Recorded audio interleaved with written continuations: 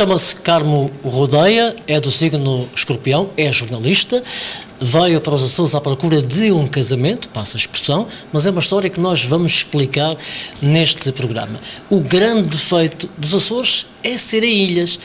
Ora bem, bem-vinda, muito obrigado. O que é ser jornalista nos Açores? Muito obrigada pelo convite da CMTV. É um prazer estar aqui. Não sei se tenho grandes coisas para dizer, porque geralmente não gosto muito de falar na primeira pessoa. Aliás, é um dos defeitos dos jornalistas, gostam mais de interpelar do que serem eles o objeto da notícia. Eu acho que ser jornalista nos Açores é igual a ser jornalista noutro sítio. Onde há notícia e onde há um jornalista para cobrir, é independente se é nos Açores, se é na China, se é no Burundi, se é em Lisboa.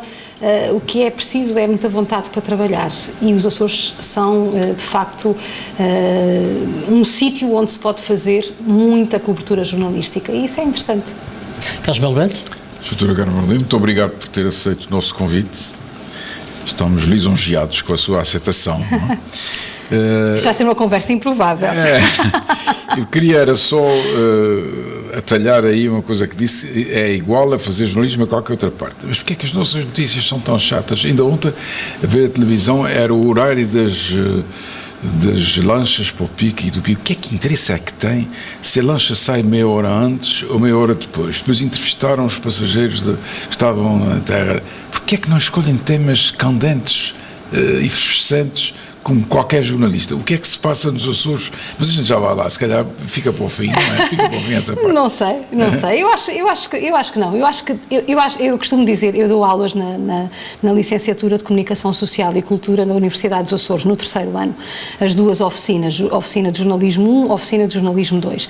E eu digo sempre aos meus alunos, tudo é suscetível de ser notícia. O que é importante é nós sabermos pegar num ângulo e definir no ângulo e a partir dali construir a notícia.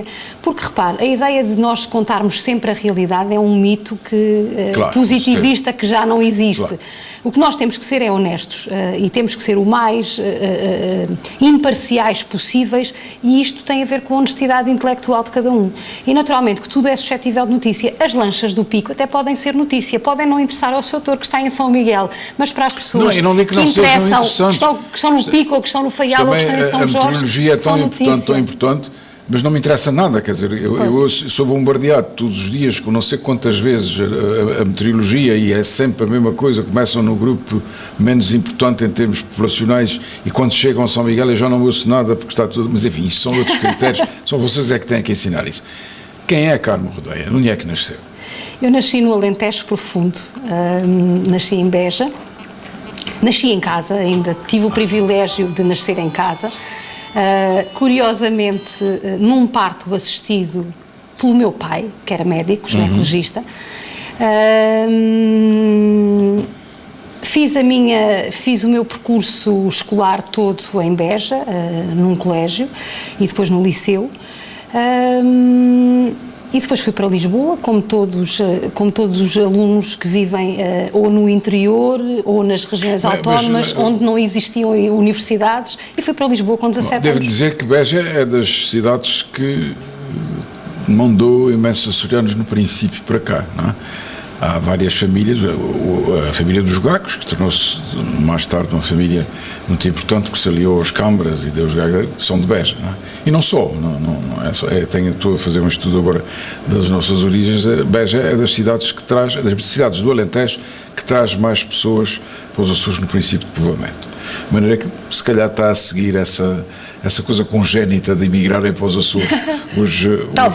Talvez, e por isso é que eu sinto falta da planície, é a única coisa que eu sinto falta aqui, porque em termos de costumes e tudo até não é muito. Os bejenses são passenses, somos bejenses, e era a antiga Pax Júlia, que era uma das... São passenses, sim.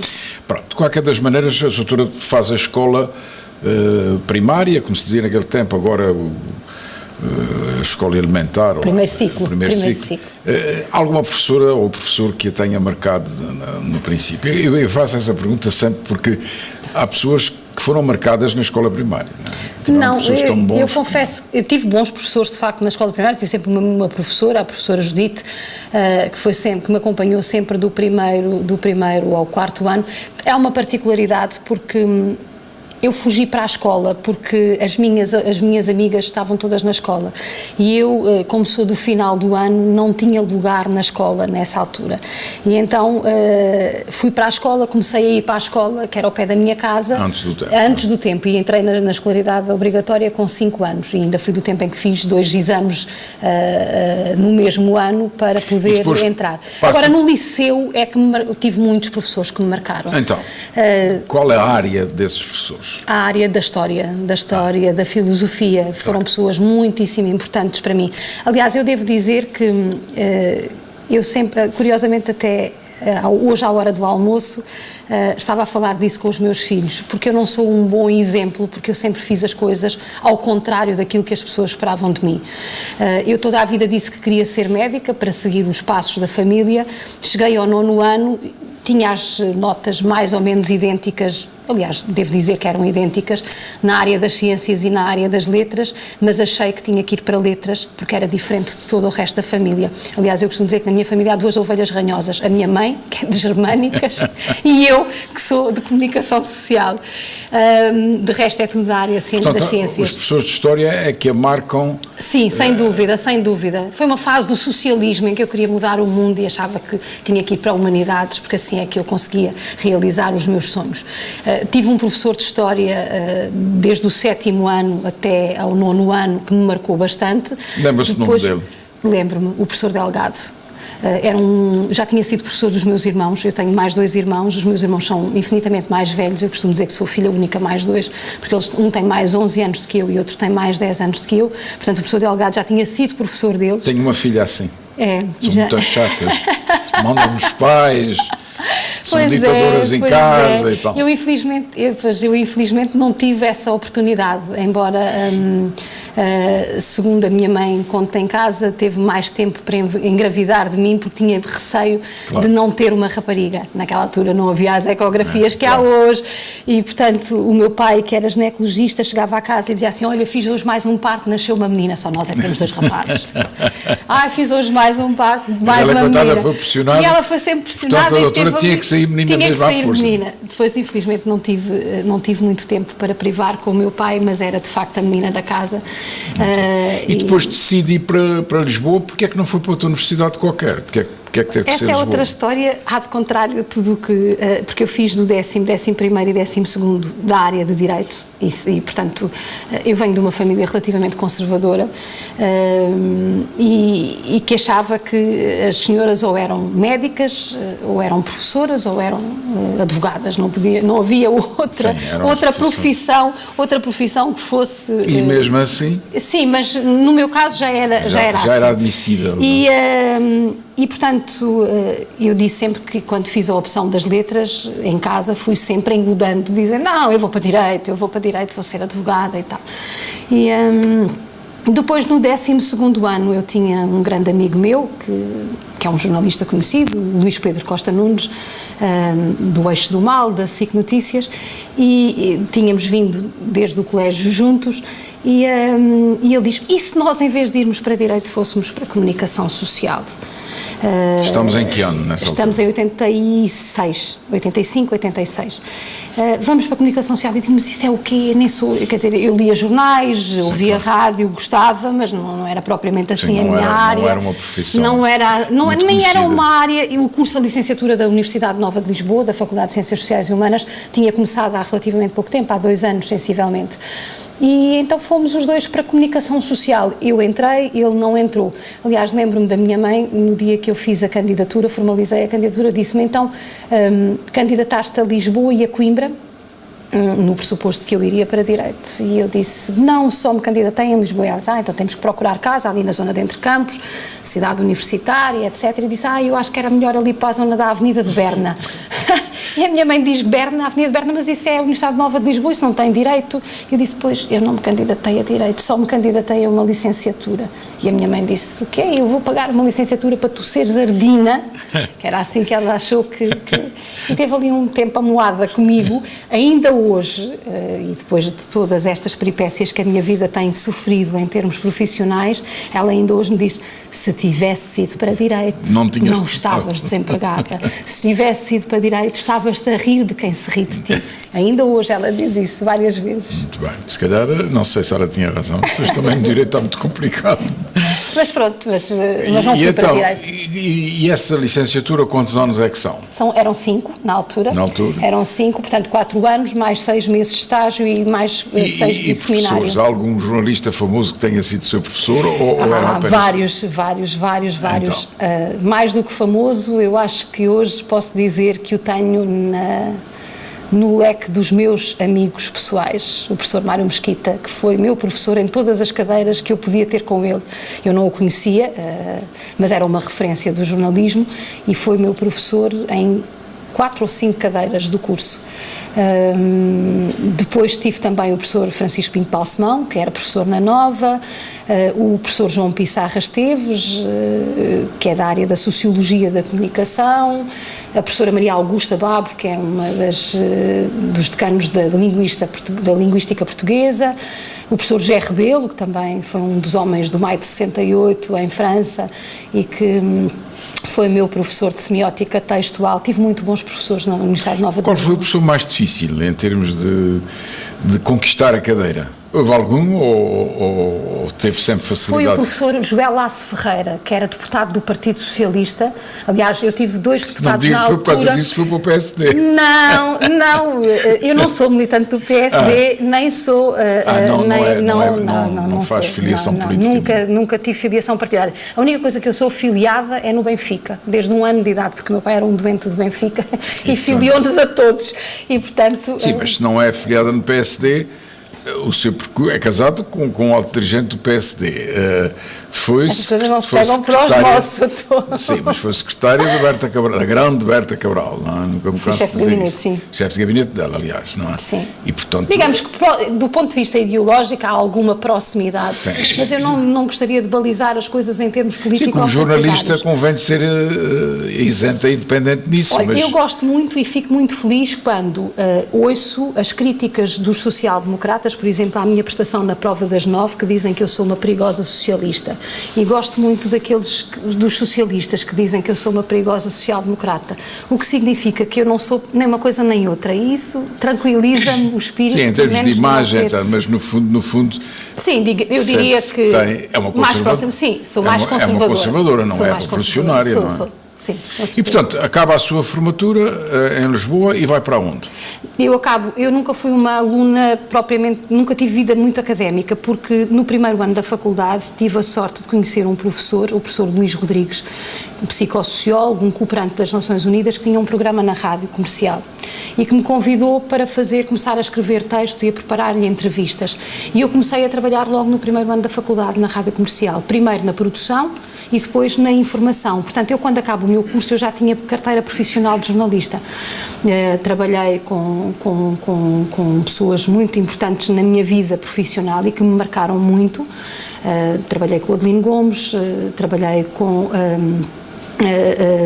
o Jorge Rodrigues, na rádio comercial, com o Carlos Andrade, que depois passou para a TSF e fundou a TSF. Trabalhei com o Rui Pego mais tarde no Correio da Manhã Rádio e, portanto, eu ainda não tinha acabado a licenciatura, fiz a licenciatura nos 5 anos regulamentares, digamos assim, mas sempre a trabalhar. E, portanto, isso deu-me um traquejo diferente, penso eu, porque no fundo eu estava a ter a teoria nas aulas e ao mesmo tempo a praticar. Estava no laboratório estava já no laboratório a praticar. Driblei aí inocentemente, não foi? Estávamos a falar no pior professor, ou no professor mais exigente, mas acabei por não saber qual era a cadeira que ele dava. Tecnologias da informação, era uma coisa chatíssima, sistemas de informação, são sistemas de informação, as novas tecnologias da informação, mas era numa perspectiva muito tecnológica e eu confesso que não era uma área que me interessasse e ele era particularmente aborrecido nas aulas. Não era pedagogo, não era. O Mário Mesquita era o mais pedagogo deles. Era, sem dúvida, uma alma grande. Mais fascinante. Alma grande.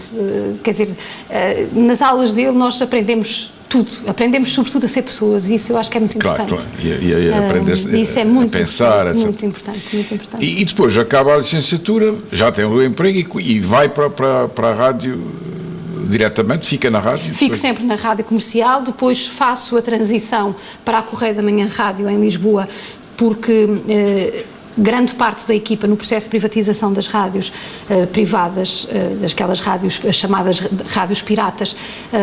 A Correio da Manhã Rádio ganha a frequência regional do Sul, em parceria com a Rádio Nova do Porto, com o Júlio Magalhães, com o... agora está-me a faltar o nome do pivô da TVI, que alterna com o Judito Sousa, o José Alberto Carvalho. E, portanto, nós fazemos uma equipa toda nova, uma rádio muito urbana, de muita informação, e eu mudo-me para a rádio comercial, para a Correio da Manhã Rádio. Há um ditado que diz: nós nunca devemos voltar onde fomos felizes, mas eu voltei à rádio comercial já como chefe de redação, porque entretanto o grupo da Prece Livre, que era o grupo detentor do Correio da Manhã Rádio, não é? Sim, portanto eu vim para os Açores com 25 anos, eu fui chefe de redação com 23. Muito bem. E voltei à rádio comercial porque o grupo fez uma OPA à comercial. Como é que se dá essa vinda para os Açores? O que é que acontece? Esse coup de foudre com o meu colega Pedro Gomes, quando é que se dá? Já namoravam? Em 86, quando entramos para a faculdade os dois. Mas ele em Direito, como é que vocês se encontravam? Em Direito, justamente, porque eu no fundo fui para a Comunicação Social, mas como os meus amigos foram todos para Direito, ia muito lá, frequentava muito a Clássica. E conhecemos-nos na universidade. Depois também em muitas coisas da JSD, que ele já é na área da JSD, mas eu como jornalista, eu já como jornalista. Depois há sempre assim uns affaires entre os jornalistas e os políticos, não é? Claro.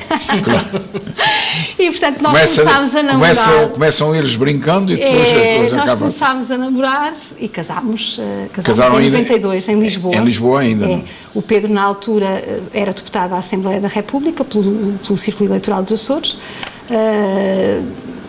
acabou o curso, depois ficou como chefe de gabinete do Secretário de Estado da Juventude e em 94, exatamente, eu tinha regressado há pouco tempo de uma viagem à China, profissional, uma viagem profissional. Sim, aliás, uma viagem semelhante a esta que o professor Cavaco Silva fez agora como Presidente da República, fez também como Primeiro-Ministro, para todos os jornalistas acreditados em São Bento, porque grande parte do meu percurso profissional começou logo por ser na área da política, porque era a área que mais me fascinava, era a área que eu mais gostava e portanto... Fazia muito trabalho na Assembleia da República e era jornalista acreditada em São Bento, portanto, estava permanentemente em São Bento. E é convidada, conte-nos isso, que isso tem muito interesse, não é? É convidada para ir à China por quem? Quem é que a convidou? Pelo Primeiro-Ministro, porque convidou só os jornalistas que tinham feito, exatamente, que tinham feito lá todo estamos o percurso. Caídos outra vez. Exatamente. Eu comecei a fazer residência oficial a partir de 88. Ele convidou pessoalmente? Convidou todos os jornalistas que estavam acreditados portanto, mandou o convite para o órgão de comunicação social a dizer expressamente... Nunca teve uma convivência particularmente intensa com ele, não é? Tinha, porque estava todos os dias na residência oficial, porque o meu posto de trabalho era quase São Bento. Sempre as viagens de Estado que ele fazia, eu acompanhei-o quase sempre. Como é que é ele na intimidade? Como é que é esse chato? Como é que é o chefe de Estado na intimidade? Depende se está acompanhado com a mulher ou não. Então diga lá isso que isso tem interesse. Porque se ele está com a mulher, é mais solto. Sim. É mais solto. É uma pessoa que tem algum sentido de humor. Tem algum sentido... não é o que dizem. Pois é, tem uma agenda muito própria, uma agenda muito pessoal.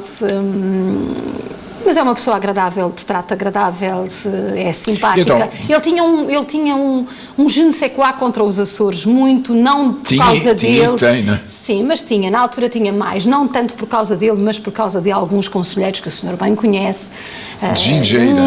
Um deles chegou a ser Ministro da República para os Açores. Viemos-nos a encontrar justamente depois nesta visita de Estado, porque estivemos em Macau e ele era o governador de Macau na altura.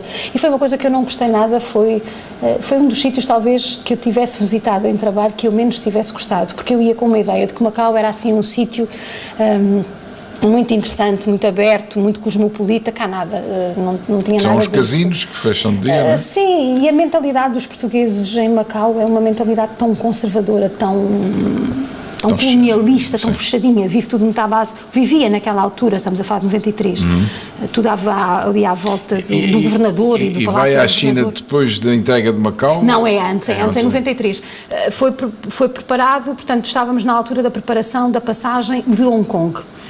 Com o Chris Patten. E foram sozinhos os jornalistas ou foi alguma autoridade com vocês? Não, nós fomos integrados na comitiva do Presidente da República, portanto ia o Presidente da República e toda a sua trupe, e depois ia um jornalista, o Presidente da República não, peço desculpa, o Primeiro-Ministro, com mais 50 empresários portugueses, porque já em 93 se falava da abertura do mercado chinês aos empresários. Isto foi na altura em que a China estava a experimentar os dois sistemas e havia uma zona demarcada da China, a zona do Zhuhai, perto de Cantão, onde se entrava com um passaporte especial, que já estava aberta, digamos assim, ao capitalismo, e nós visitámos particularmente essa zona, portanto foram quase 3 semanas, nós entramos por Pequim, eu tive uma experiência traumática em Pequim, porque me armei em jornalista ocidental e na altura em que o Primeiro-Ministro estava reunido com o Presidente chinês, o Jiang Zemin, na altura, eu e o Paulo Lavadinho da RTP, que era o jornalista que foi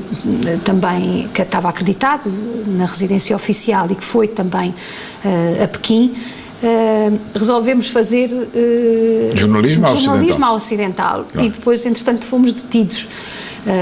E teve que ir lá o embaixador Martins da Cruz, que era o assessor diplomático do professor Cavaco Silva, dizer, não, estes senhores são gente de paz, gente boa, que está connosco, etc. Mas foram assim uns momentos um bocadinho complicados. Estiveram mesmo presos na cadeia? Tivemos numa esquadra de polícia. Sim. E fomos interrogados por uma senhora polícia que falava corretissimamente português, mas foi assim uma coisa engraçada. Muito bem. E que outras? Entraram por Pequim? E Entramos por Pequim, depois fomos para Angshan, que é uma zona dos lagos, dos grandes lagos. Visitámos a muralha da China, fizemos, enfim, tivemos ainda uma semana na China continental, na zona, depois passámos para o Zhuhai, a zona de Cantão, onde fomos magnífica e soberbamente recebidos pelo governador de Cantão na altura. Nesta altura, do ponto de vista político, e é bom contextualizar, havia problemas já, porque já se falava da transição de Macau para a China, e os macaenses, e sobretudo os portugueses residentes em Macau, estavam particularmente preocupados com a situação, porque no fundo passavam de uma situação de liberdade para uma situação de um partido único, de uma ditadura, e portanto estavam particularmente preocupados. E nesta altura, portanto, passámos depois para Macau e depois de Macau fomos a Hong Kong.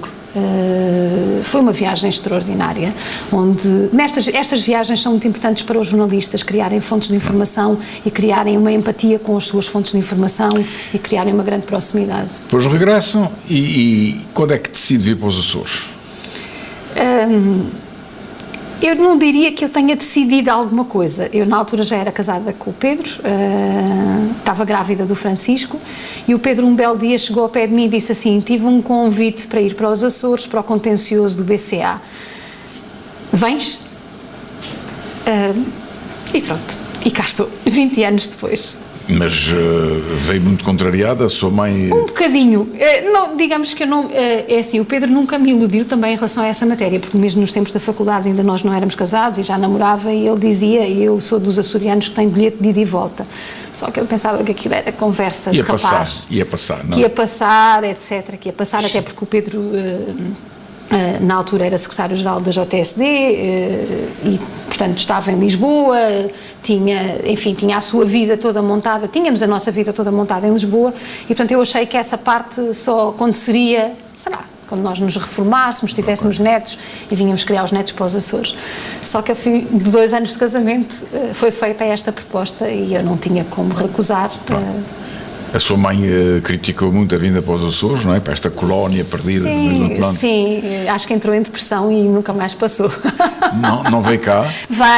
Vem cá todos os anos, está cá há 3 meses e gosta de vir cá. Isto é uma terra fascinante. E depois, a sua vida cá, como é que foi? Conte-nos lá isso com pormenores. Bom, eu vim para cá e nunca mais tive sossego em termos profissionais, porque eu vim de uma vida relativamente estável.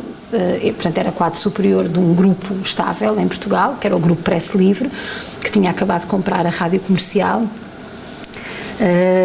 Lembro-me do Carlos Barbosa, que era o administrador, que é o presidente do ACP, dizer-me: você vai para os Açores, mas você não se vai lá dar bem com isso, e portanto nós vamos lhe dar pela primeira vez no grupo uma licença sem vencimento durante 5 anos. E assim foi, eu vim para os Açores com uma licença sem vencimento durante 5 anos. Todos os dias da Rádio Comercial me telefonavam: não estás farta já? e vim para a RTP Açores, a Recife Verde, onde estive durante 5, 6 anos, a Recife Verde. Depois a TSF abriu cá uma rádio. Nós conhecíamos porque a Rádio Correio da Manhã e a Comercial eram vizinhas da TSF, portanto tinha muita gente na TSF que era do meu tempo, o Carlos Andrade, etc., que eram do meu tempo de Rádio Comercial, e desafiaram-me se eu não queria também ajudar cá a sedimentar a TSF, os anos áureos da TSF. E eu saí da televisão porque estava a Recife Verde e fui para a TSF. Fui para a TSF até me surgir o convite para ser chefe de gabinete da Presidente da Câmara Municipal de Ponta Delgada. Onde esteve muito tempo como chefe de gabinete?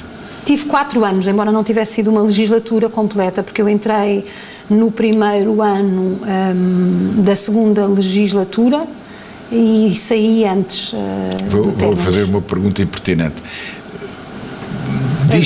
Alguém diz que quando sai da Câmara está em quase ruptura com a doutora Berta Cabral. Isso tem algum fundamento? Ou não quer falar sobre isso, não é? Também não obrigue, se não quiser, não... Não tem fundamento. Eu geralmente não entro em ruptura com as pessoas. Eu, quando me entrego um projeto, entrego-me com muita paixão e tenho que acreditar muito nele. Com certeza. Quando deixo de acreditar ou quando sinto que o projeto já não é o que era, eu abandono o projeto, porque eu critico no sítio certo. Claro, quando me sinto a mais, e há coisas... Na política, sabe que é muito difícil um jornalista... Sabe, eu só conheço um jornalista que se deu bem na política, mas que verdadeiramente nunca foi jornalista. Chama-se Paulo Portas. E o Francisco Pinto Balsemão também, não é? Em certa medida, não é? Sim, nem tanto. Que era dono nem tanto, tudo, não é? Porque é dono, é diferente. É um patrão da comunicação social, é diferente. Um jornalista que é jornalista tem muita dificuldade, claro, em se deixar espartilhar por um partido político. Um partido político é uma organização que tem regras e as regras e tem disciplinas. E um jornalista é, por tradição, indisciplinado e muito independente. E eu prezo imensa a minha liberdade. E foi isso que resultou no seu afastamento dessa área? Sim, sem dúvida. E depois vai para a universidade diretamente? Ou como não, eu regresso à minha casa-mãe. À minha casa-mãe, ou seja, à casa de onde tinha partido, para a TSF, porque eu fui requisitada automaticamente à TSF e ao Grupo Açoriano Oriental.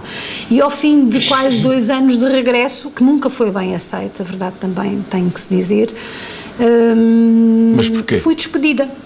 Mas fui despedida por razões financeiras, porque era muito cara. Eu e mais 8 jornalistas da casa. Fomos despedidos. Os mais antigos, talvez, na altura, portanto, foram invocadas razões de natureza financeira. E então quando é que entra para a universidade? Entro depois no ano letivo seguinte, portanto, eu fiquei sem emprego em janeiro e em setembro sou desafiada para ir dar aulas para a Universidade dos Açores, para a licenciatura de Comunicação Social. E neste momento sou colaboradora do portal da Diocese de Angra, onde faço notícias diariamente e sou comentadora residente do programa Prova das 9 da RTP. Muito bem, isso aí tenho acompanhado fielmente e com alguma proximidade esse vosso debate. Agora eu fazia-lhe a última pergunta, porque aquele chat já está para ali a... E eu falo imenso! Falámos os dois, mas... A política atual, o que é que pensa criticamente como jornalista da situação atual nos Açores? Aconteceu alguma coisa? Não aconteceu nada, claro. Eu acho que não aconteceu nada. Não acontece nada. Mas isso pode ser uma virtude, não é? Os bons governantes são como os bons estômagos, são aqueles que não se sentem. Portanto, também... Nem se dá por eles, mas nem sequer, isso não é sinónimo de ser bom governante. Eu acho que nós chegámos a um ponto, aqui nos Açores como no continente, em que faz falta alguém que agita as águas, alguém que abana as águas, alguém que faça sentirmos que nós estamos vivos, porque isto é uma pasmaceira de tal maneira grande, as Parece coisas não Alentejo, acontecem. Pois, olha, eu não sei, porque já não resido no Alentejo há tantos anos, eu já não resido no Alentejo há tantos anos que já não sei fazer a comparação. Eu acho que a pasmaceira que nós vivemos não é porque, é porque não acontece nada, não é porque haja bons governantes, é porque não acontece mesmo nada, porque não há dinheiro, porque vive tudo preocupado com a crise e porque há um desinteresse generalizado. Eu não sinto neste momento na classe política da situação, os que estão no poder e os que estão na oposição, ninguém que galvanize o povo e que atraia o povo para a política e para a causa política. Eu adoro política. Não gosto de fazer política. Somos dois. Não gosto de fazer política, acho que seria uma péssima política. Gosto imenso de cobrir a área política, é a minha área de eleição, é onde eu me sinto bem. Mas, confesso sinceramente, isto não estimula nada, isto não dá interesse a nada, porque não acontece nada. Aliás, um dos grandes problemas na prova das 9 era todas as semanas encontrarmos um tema regional para debater, se poder debater. porque de facto não acontece nada. Mas não acontece porquê? Eu acho que não acontece porque as pessoas estão demasiado... E isso é bom para o governo regional. Por isso é que eu estava a dizer que não sei se é sinónimo de boa governação. As pessoas estão tão preocupadas com os devaneios e com os desmandos do Governo da República que não olham para os locais. Aconteceu com o futebol a mesma coisa, não é? Preocupados com o futebol deixaram de se preocupar com a política interna. Pois, aliás, para o Primeiro-Ministro deve ter sido um tormento a seleção não ter passado aos oitavos de final, porque enquanto se falou daquilo não se falou de mais nada. Aliás, eu acho que estes cortes que foram hoje anunciados esta quinta-feira no Conselho de Ministros, os cortes reportados a 2010 para a área da função pública, até passam quase desapercebidos, porque ainda está tudo tão anestesiado com as quebras de rendimento do Ronaldo e com as quebras de rendimento da Seleção Nacional, que ninguém vai ligar a esses cortes. Doutora, muito obrigado pela sua disponibilidade. Eu falo pelos cotovelos. Foi um encanto tê-la aqui no nosso programa. Eu é que agradeço. Vamos aos livros agora, não é? É verdade, estamos aos livros. E agora eu vou puxar a brasa para a minha sardinha. A minha faculdade fez 100 anos e eu fiz 50 anos de licenciatura, de maneira que são 2 aniversários que coincidem. São 2 dinossauros. E muito obrigado. A gente depois lá fora fala. A faculdade... Velociraptors, certeza absoluta. A nossa faculdade publicou a sua história, a história onde por acaso eu estou, desta é a parte, em 2 páginas, porque comemorámos o 50º quando eu me formei e, portanto, participei nas cerimónias, ativamente nas cerimónias do 50º. E foram publicados estes 2 volumes, que aliás são baratíssimos, os 2 são 13,5 euros, os 2, na Bertrand, não é na Bertrand, na Coimbra Editora da própria Associação Académica, portanto uma biblioteca, uma livraria que há nos baixos da faculdade, e é uma edição que está a esgotar-se, porque o preço é realmente mínimo, onde vem o historial da faculdade, que coincide um pouco com o historial da República, porque a Faculdade de Direito foi criada em 1914, portanto, pelo Afonso Costa, e teve um má princípio, mas depois desenvolveu-se. Aqui está também o registro da vida de todos os professores, antigos e atuais, e o registro de 2 museus, um de Marcelo Caetano, o grande mestre de Direito Administrativo, e outro de Paulo Cunha, esse grande mestre de Direito Civil e Penal, etc. Portanto, é um convite que eu faço aos antigos alunos, inclusivamente ao seu marido, de comprar este livrinho, porque isto é uma preciosidade nas nossas bibliotecas. Muito bem, chegamos ao final e penso que foi uma conversa belíssima, acima de tudo para os jovens que querem ser jornalistas e se calhar para alguns jornalistas com alguma idade, uma conversa extremamente interessante. Para a semana voltamos com mais uma edição do Melhor de 10. Até lá.